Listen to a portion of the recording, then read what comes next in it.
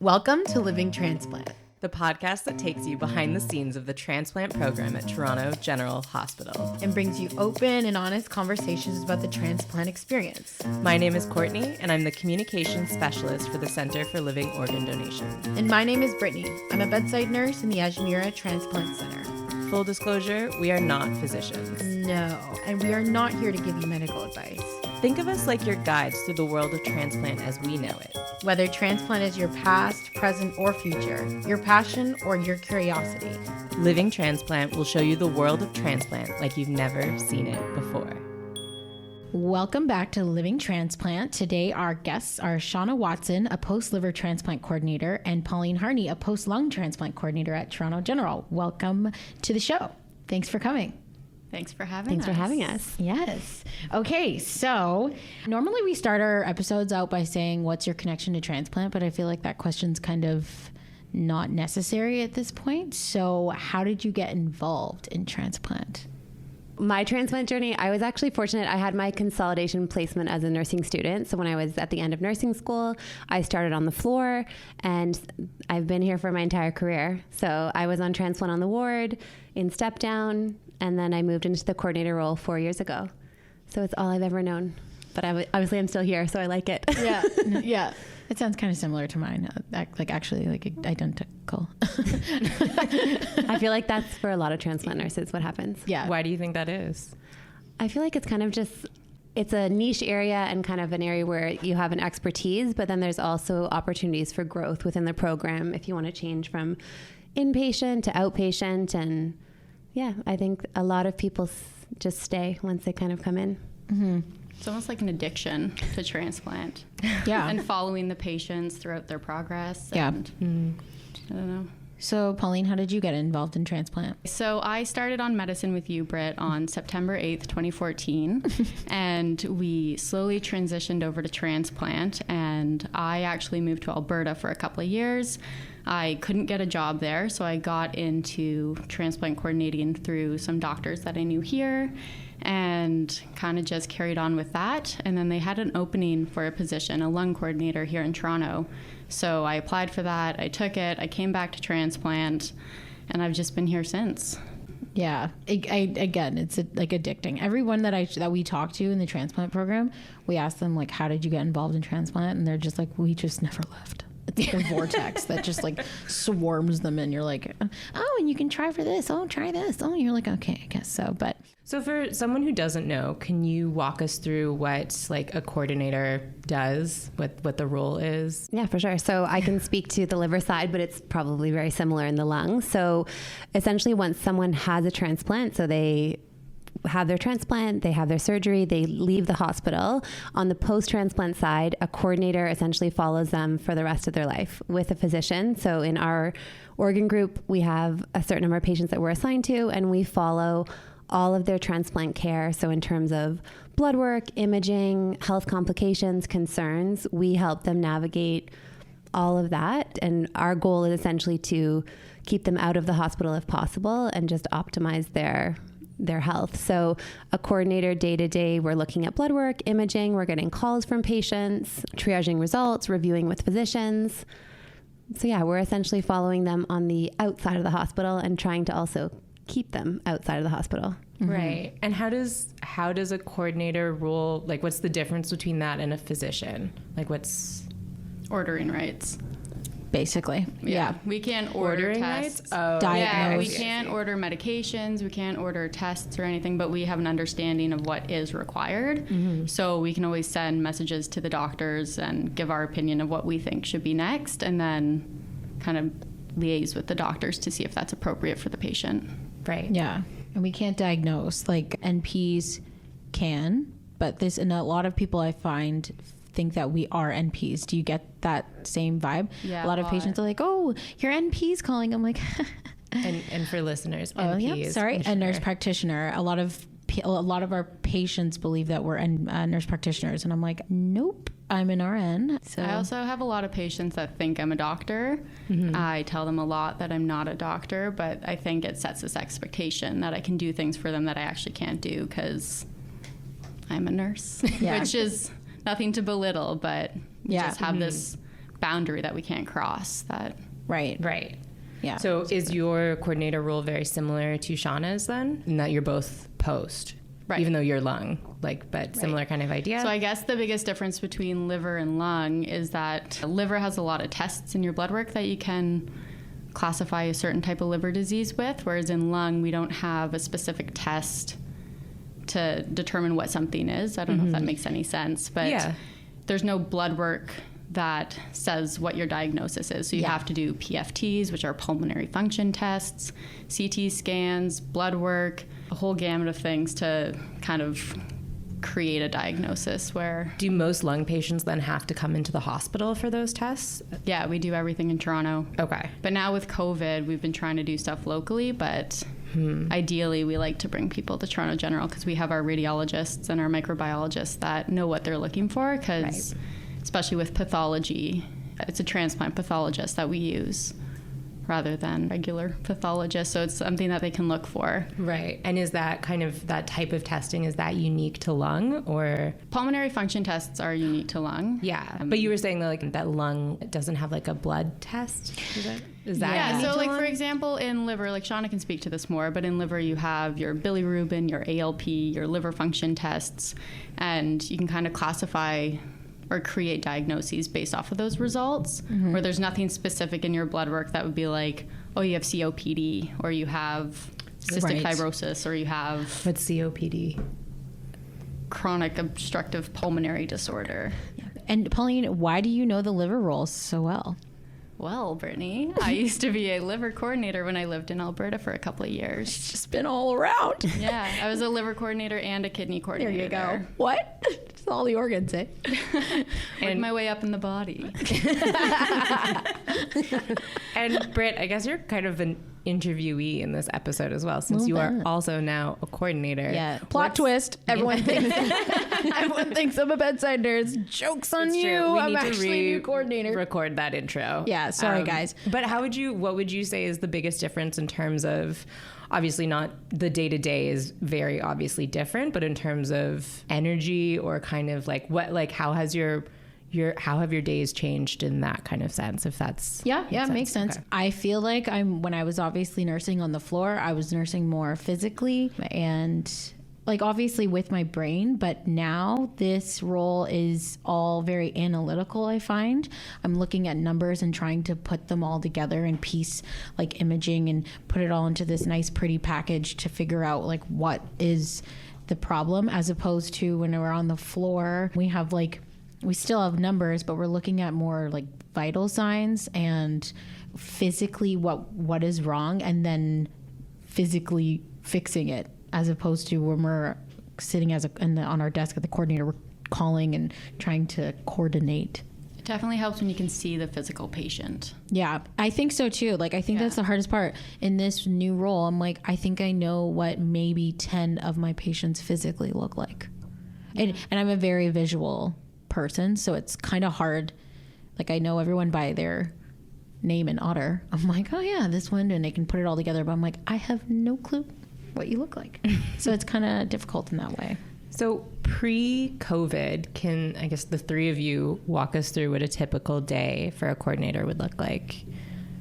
Yeah, so pre-COVID, it's I have to remember back to that time. Yeah, I only know post-COVID. Yeah, so Britt only knows post. Yeah. Pre-COVID, our jobs were still similar formats in that we were reviewing things through a computer in terms of blood work and imaging, getting calls from patients through a system that we use called Easy Call, which is our team uses this as a messaging system where patients can leave us almost like a voicemail, and then we would call them back. But we would be seeing patients in clinic. I would only be seeing patients once a week in clinic, and that would be for half the morning. And that would be basically seeing patients that were new transplants or even a year out. We would be seeing them. All our clinic visits were in person. And I miss that, to be honest. Mm-hmm. I miss just seeing patients and hearing about their lives outside of transplant even. Because now that we're doing virtual care, your time is of the essence. So it's kind of bullet points check-ins, and that's all you get. But yeah, day to day would be the same on the computer, and then seeing people in person once a week in clinic. That would be the thing that we're missing at this point. I don't know if it's the same for in lung. Yeah, so ours is about the same. We have clinics Mondays, Tuesdays, Wednesdays, and Fridays. So we'd have full patient loads every day. It's about the same thing though, like just seeing the patients, really getting to talk to them. I think it really helps with their care post-transplant as well, kind of creating this almost like a therapeutic relationship with them, knowing about their families, their friends, and how many dogs they have, because it just creates this new level of, I guess, like trust and respect with our patients that I find is a bit missing now with the virtual care. You have however long, a 20, 30-minute appointment, and it's all very bullet point and covering off all your boxes of your medications, your symptoms and whatnot like that. So pre-COVID was a lot more of in-person. And I wonder if there's like a big difference between the relationship between the post-transplant coordinator and the pre-transplant coordinator, because you get to see someone after they've been transplanted, where obviously there's still anxiety provoking things that happen, but I don't know what I'm getting at. But yeah, I feel like I can speak to that, because in liver transplant, at least, there's a different coordinator that someone comes to transplant to be assessed to be on the list, and there's a coordinator that follows them then. Once they're placed on the list, a different coordinator follows them during that time, and I meet them after they've had their transplant. So I feel like I get to see, although there can be a rocky course at the beginning, overall the projection is positive and liver transplant becomes something in your background. But the pre-transplant coordinators, and again, I haven't done the role, but I feel like it must be so hard just not knowing what happens to your patients, or knowing that they get a transplant and then not getting to see them thrive in that environment. And people are so different when they're sick, right? Like you almost, you kind of know them, not worse, but probably at their lowest. And yeah, it's cool that you guys get to talk to people when they're on the way back up, which is nice. I think this was something I told Britt when I started this role, is that when you work on the floor, you have the patients when they're at their sickest, and then they go home and you just don't know kind of what they're doing and how they're feeling, and you don't know how they are in like a week or two. Whereas as a coordinator, you see them also kind of at their sickest right post-transplant, and then you get to follow them for the rest of their lives. So it is, as Shauna said, such a positive experience, because you get to see them grow and they feel great, and it's really this beautiful thing where you see them sick and they just get better and better and better and better. And it's like such a happy feeling. Like it's that addiction that I was talking about. Like you can't stop, and you're like, I'm going to not be a coordinator. And you're like, no, I need this. Like I need to see how you're doing. Like I need you to just be good. And it's a really cool feeling. I think that's the part about transplant that makes it so addictive, is because they're very, very sick. We give them the transplant, and like hopefully their transplant works and everything goes well, and it's really, really nice to see. I have this one patient, I'm sure Shauna knows. For context, Shauna and I sit beside each other. But I have this one patient who I started on a drug for Hep C, and his liver enzymes, like what Pauline was saying, in the blood work, you can see like their liver enzymes can go really, really high, and it can tell us a lot of different things.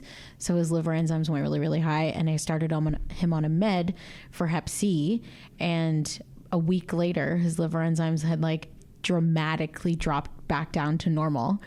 And I sent it to Dr. Selzner, and I was like, oh my gosh, do you see what this drug just did? I was like, wow, that's amazing. Like, and she's like, yes, it's a pretty impressive drug. But to be able to see it, and you're like, this is so cool. I don't feel like that happened all the time on the floor. You're like, okay, well, like you discharge. start them on the medication, then they go home. Yeah, and you're like, bye. Good luck. Yeah, like bye. In that sense, is being a coordinator more rewarding than being on the floor? It's a very different. I think rewarding. it's different. Okay. I think it would be different. Shauna, you used to say like there's a lot of parts about this role that you really liked. What are they? This role? Yeah. That I'm in? Yeah, I feel like... And I know you're a science nerd. I know so I am. Don't like be science, shy. Yeah. Yeah, don't be shy. No, I feel like you talked about it at the beginning when you talked about the difference between maybe an inpatient and outpatient, how you're kind of triaging, putting all the pieces together. So you find a blood work result that's abnormal, and it's not like you're just going to send that to a physician. You're going to investigate, who is this patient? Why were they transplanted? What is their trend? Let's call the patient and talk to them. How are they feeling? When is their recent imaging? So there's a lot of critical thinking and independence in the role, and you work with the physicians, and they honor your opinion and they respect your opinion. So I feel valued in the role that I work. Yeah, I really do. I do love it. I oriented you, and I hope that you love it too. Shauna was the best. Do you find that doctors treat you more on like a level of respect in a coordinator role than you did when you were on the floor? I find like obviously you're in a different position as a coordinator because you're working. Well, I work one-on-one with one physician. I don't know if it's the same for everyone. So I obviously have a good working relationship with actually I've worked with 3 doctors in the 4 years that I've been here. But yeah, there's definitely a level of collegiality, and there's a level of valuing your opinion, sometimes asking for your opinion because maybe I know the history of this patient more so than the newer physician does. So yeah, I definitely feel it's a different level of respect. Yeah, I don't want to say it's better or worse. Yeah, it's just different. it's It's a different level. You're not it's like a partnership almost. Exactly. That you're both on the same team. You're trying to we all like have get the the same... best, get the diagnosis for the patient, keep them out of hospital, figure out what's going on. So, but it is definitely different from inpatient. Yeah, it's different. Yeah, because I feel like when you're in this role, you have way more background about the patient than when you're on the floor.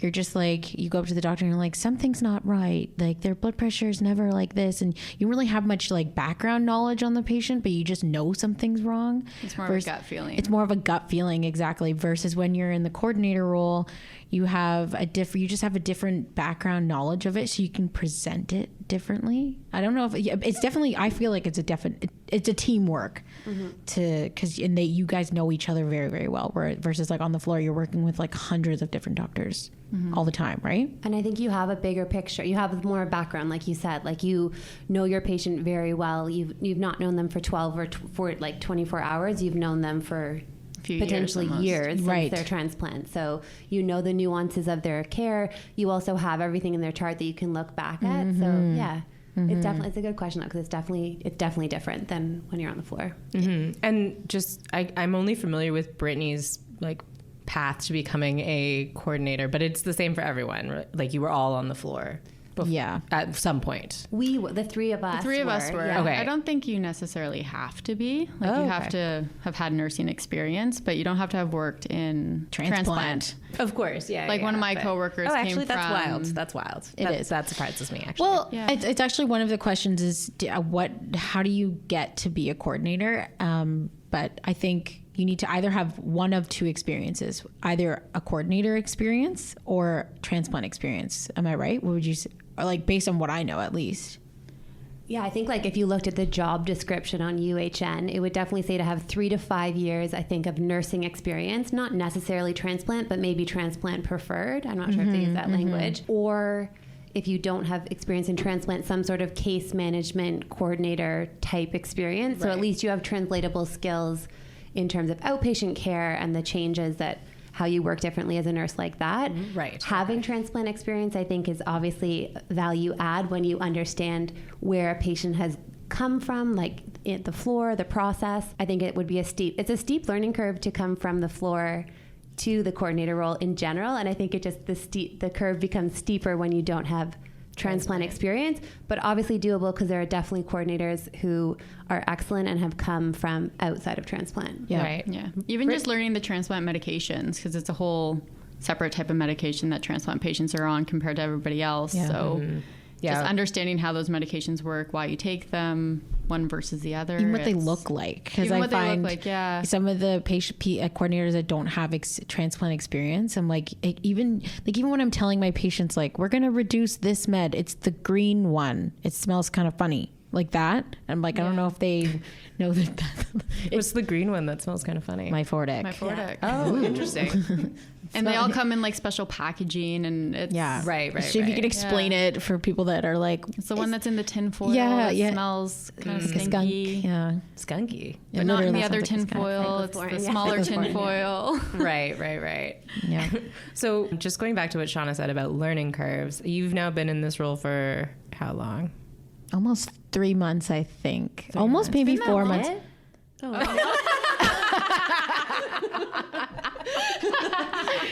Honestly, I'm trying to think of the patients that I started with and how long I'm like, I honestly can't do the math that quickly, but I'm like, well, he had his transplant on this day, and I remember him first clinic visit, so it's been 4 months and 11 days. Give or take. Yeah, give or take. Plus minus 5 hours. Yeah. So now do you feel like this is your role. You know, I feel like everyone has that kind of imposter syndrome when they start a new job and they're like, I have no idea what the hell I'm doing. I mean, I guess no one likes to hear that from their like medical team. She knows what By the way, yeah, like No, she knows what she's doing. Well, it's like when you go in. Do you feel like fully adjusted? That's a better way to put that question. Yes, but every day I do have a new question. Sorry, I send Shauna an email like every day. Another dumb question. There's no such thing as a dumb question. There are. I've always told you, I'd rather you ask 8 million questions than sit and wonder about something or not know what you're doing. So Yeah. ask the questions. Well, about this steep learning curve, I've worked in transplant for now almost 6 years because I've been a nurse for 7 years. And I'd say I know transplant like quite well. I think I've worked almost all of the bedside roles, and I was overwhelmed to say the least. I cried one day. I remember. Oh, not the crying part. Well, I remember you being overwhelmed. I wasn't there when you cried. A moment. Like I was like, but it wasn't even necessarily. It was just like all the ins and outs of like the computer stuff and whatever. But it was, I'd say it's a little bit more settled in. One of our questions that a patient asked us is, how many patients do you have? Well, let me open Otter. No, I have growing. I think I have 408 patients right now. So in our group, I have just over 400, and there's 5 liver coordinators who probably have similar numbers. So if someone could do the math, I don't know. That's the post-liver world. Yeah, over 400. Mm-hmm. Yeah, and then us in post-lung, there's 5 of us as well, and we have all about 230 patients each. And we cover quite a few provinces as well, because there's only, I think, 3 lung transplant programs in Canada. So Vancouver, Edmonton, and Toronto. Right. We basically cover Manitoba East and Yukon. Right. Yeah. Can't forget about my number as of today is 377. Congratulations. Thank you. Well, yeah, but lung. It's important to note that each organ group is very different. Yeah, I was going to say, like, it's very different. So hard to look kidney at must a be number. like, how much is kidney? I think it's more than. I think similar numbers are more than. I think they what have I about 300 to 400 each. Yeah, 300 to 400. Okay. And are there more kidney coordinators post? Because I know the kidney transplants are like the highest. I think there's 5 numbers, or 6. aren't they? Yeah, I think there's 5, and then in heart there are. We can only speak to post, but heart there are 2 coordinators, and I don't know what their numbers are. But it's so hard to like one patient and then what a workload is. Like it's impossible to even compare, or I think it's impossible to even compare. No, it is. Yeah. Lung patients are on about 30 medications post-transplant. That's right. It's the workload is very different from a liver or from a kidney or from a heart. So you have to divide it up when they're on the floor, because each organ group needs certain things. Very specific. Very, very specific. So lungs have a lot of medications, right? Correct. A lot. Yeah, they have a lot. I think also with like liver and kidney, you can do living donors. So lung, technically, I guess you can live with 1 lung, so you could donate if you wanted, but we don't do that. That's really interesting. You can? Did I know that? Can't One you lung? also donate a part of your lung too? Yeah, you while can you're donate like a alive? lobe, I guess. Yeah. But most of our donors are deceased donors. So our numbers are high. Like we transplant quite a few patients per year, but it's also based off of our donor pool. So we don't have living donor lung transplants right now. Right. Maybe with where the world is going, we will. No, but right now we don't. The 3D but I think printed still, lung or something. isn't Toronto General like the biggest lung transplant program in the world? Top in North America. Yeah. Oh, North America. Gotcha. How about liver, Shauna? You want to? I don't know the Yeah, stats. where you get that? Come on. I feel like I don't know what the stats are, but we're definitely. How many live livers? We've done over 1,000, right? What was Courtney? Yes, we did 1,000 in April or May. Yeah, Yeah. I I can't think remember. this year we've done 100, not living donors, but 110 just this year in terms of transplants for liver. Yeah. Yeah, so I guess in lung we did over 200 transplants last year. So imagine if we did living donors. Oh my! Imagine. With so many patients, how do you keep organized? I feel like I keep looking here to start here. So how do you keep organized? Let's start there. So we use a computer system called Otter, which is a bit antiquated, but it gets the job done. You can create little actions to yourself, which are reminders, but I don't find those totally work. So I have created myself a Excel spreadsheet with all of my patients It has every month on it, and then it has their blood work and their PFTs. I mean every month? Ever? Like, no, like for the year. So I create one spreadsheet for the year every month. I create one spreadsheet for the year. Go forever. And then it has all my 230 patients, and then there's a column for blood work and a column for PFTs, and I put a tick mark on the PFTs, and then I write the date for their blood work.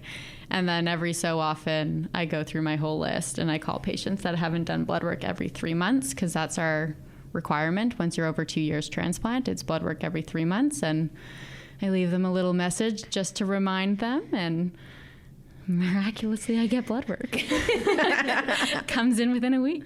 So it's 3 months for forever. Forever, yeah. So right now I have a patient that's 24 years post-transplant. Oh, wow. And he still gets a clinic visit once a year or more if needed. Blood work every 3 months, PFTs every 3 months, everything. 24, that seems a lot.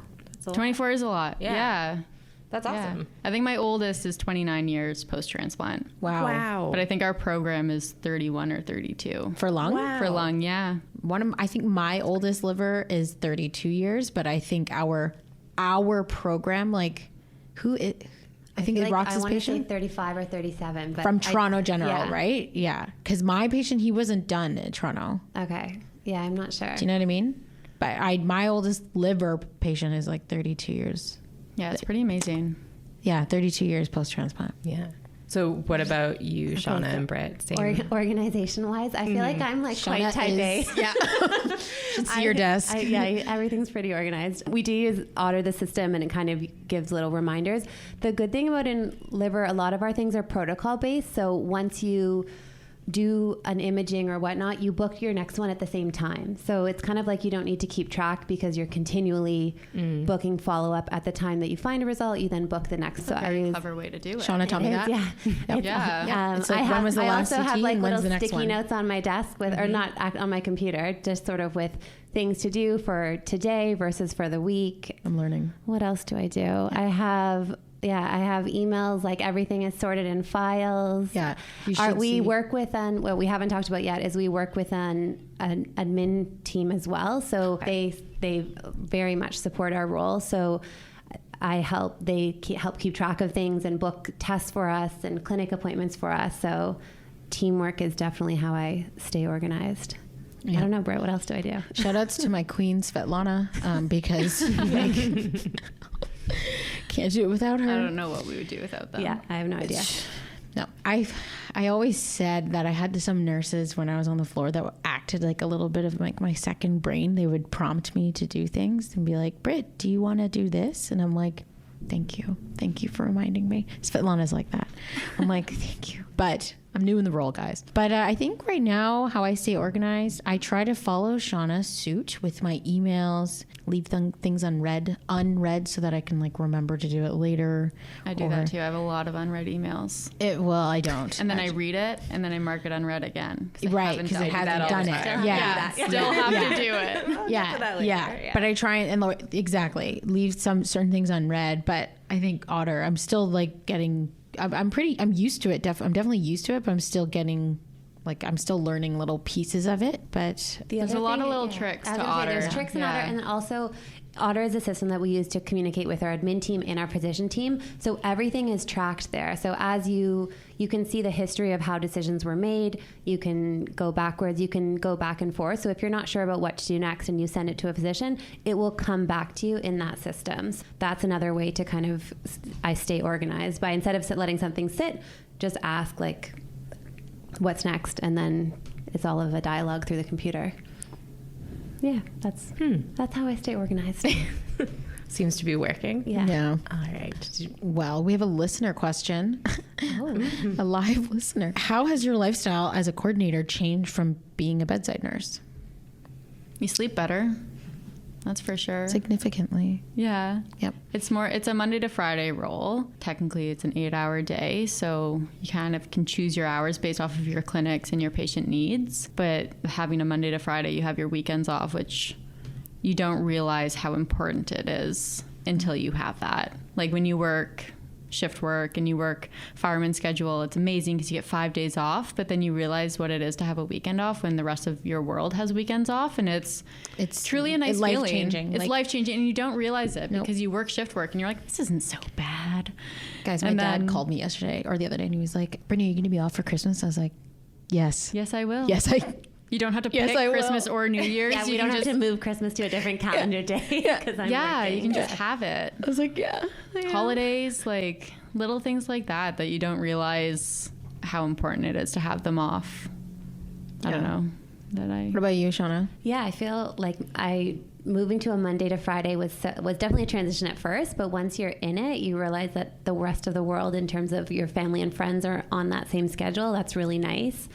Being able to, in the winter, like see daylight hours when you're not working shift work is nice. I feel like there's, not to be negative, but the one downside is we now have work from home, which is obviously a pro and a con, but we have our computers at home. So I feel like the 8-hour day doesn't always stay an 8-hour day. And I think that's globally with COVID, not just as a coordinator. So learning to set boundaries like that and know what needs to be done now versus what can wait. I think that was a hard learning curve when we entered the COVID world and work from home. I don't know it's if you hard to felt turn that. work off. And I have to remind myself, I don't know about you, but like I'll check my emails on the weekend and then I'll go to respond to an email and I was like, no, Pauline, you cannot reply to this patient on the weekend because you're not working right now and you don't want to set these expectations that you're working at all hours. Because once somebody gets a hold of that, they just...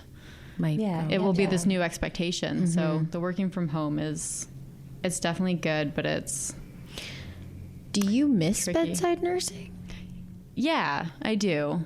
And I've realized that more now. I can't do anything with blood or wounds anymore. It gives me the heebie-jeebies. I tried to take out a stitch today in clinic and I had to call the surgical fellow because I couldn't get it out and it bled a little bit. And I was like, oh, gosh.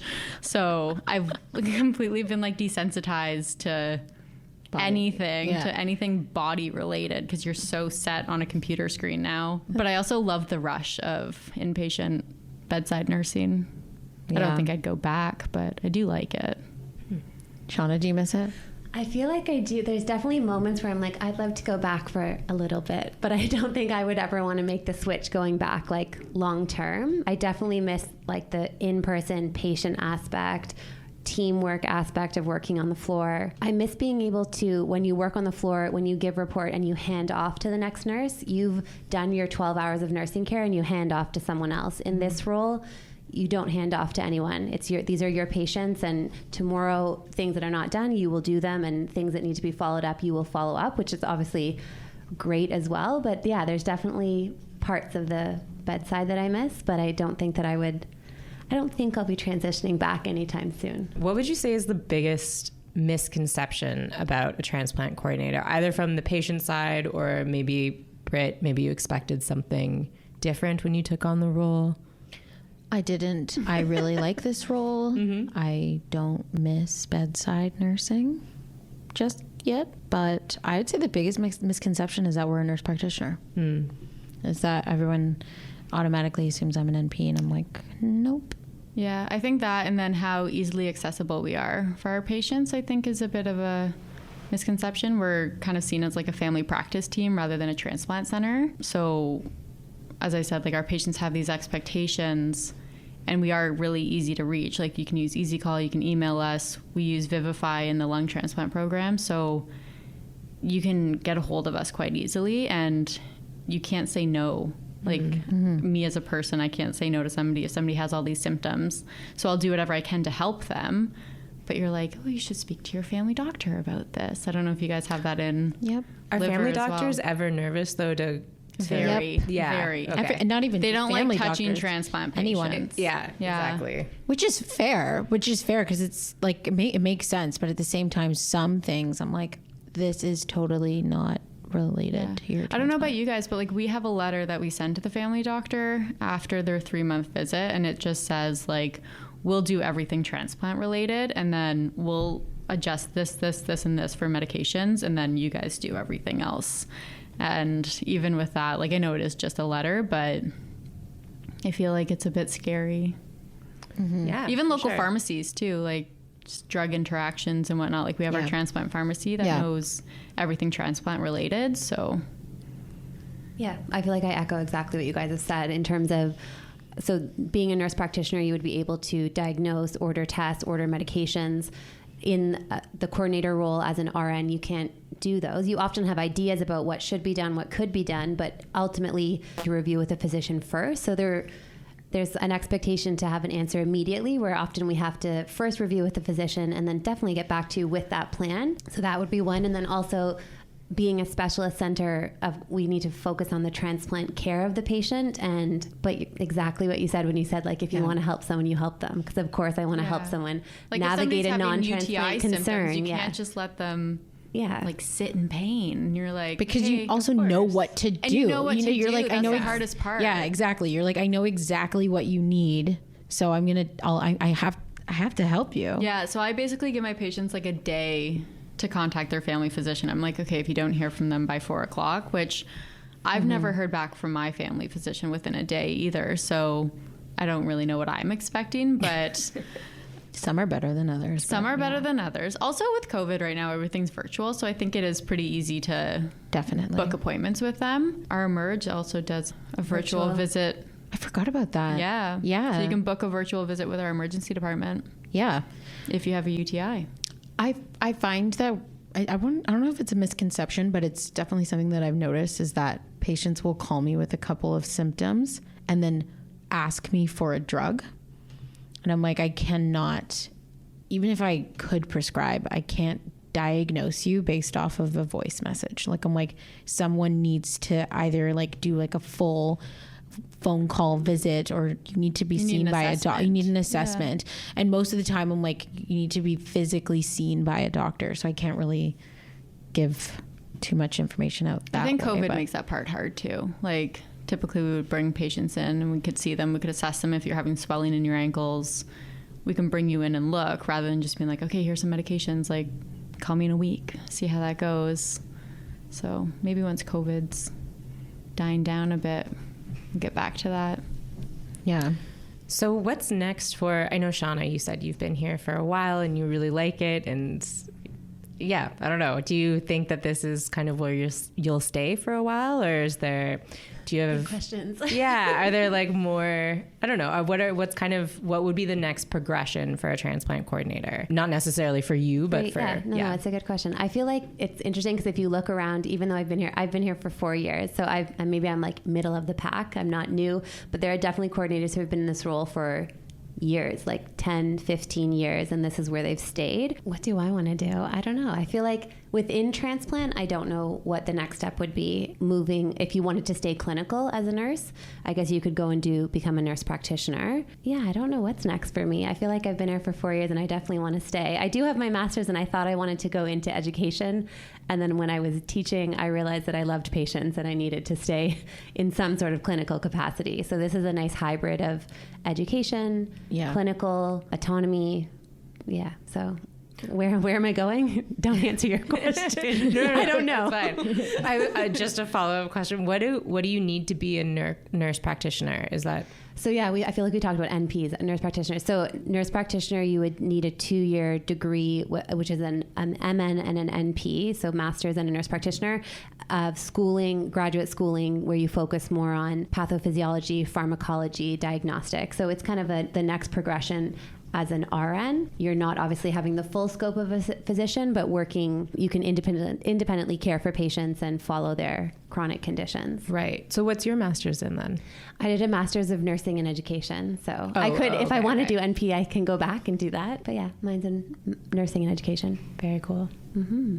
And then Pauline and I have flip-flopped back on the idea of I think masters. I change my mind every day. Yeah. Like if I were to do a master's, I think I tend to apply for masters in panics of like when I'm not sure what to do next. I'm like, I should just go do my master's. But I also really don't like school. So I need to find something that I have quite a bit of passion towards.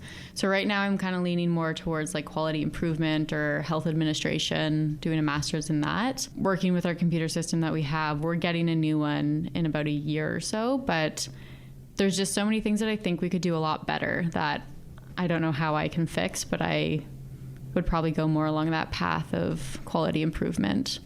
But I'm not ready to give up patient care yet either. Yeah. I love it. What is it about patient care that you enjoy?